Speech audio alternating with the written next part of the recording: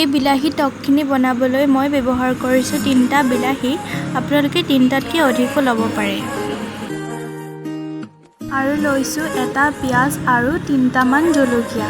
জলকীয়া আপোনালোকে সোৱাদ অনুসৰি ল'ব পাৰে।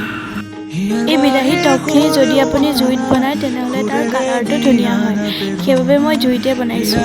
এনেকৈ কেৰাহীটো গৰম হ'বলৈ দিলোঁ আৰু তাত অলপমান তেল ঢালি দিলোঁ।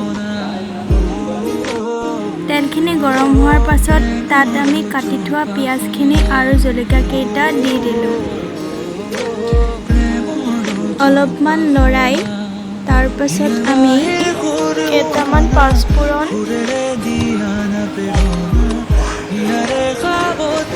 অলপমান হালধি গুড়ি দি পিঁয়াজখিনি ভালদৰে লৰাই তাৰপিছত আমি বিলাহীখিনি ইয়াত দি দিম।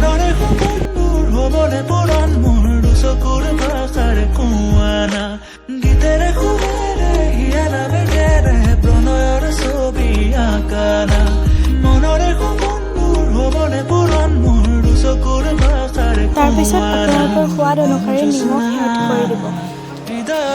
নিমখখিনি দি অলপমান লৰাই ঢাকোন মাৰি সিজিবলৈ দিব।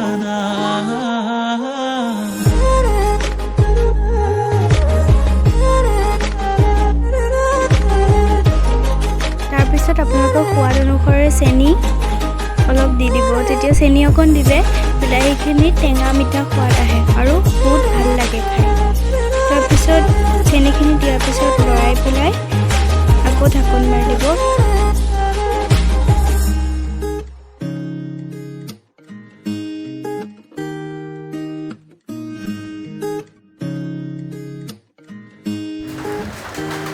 ফাইনেলি আমাৰ বিলাহী টকখিনি তৈয়াৰ হৈ গৈছে।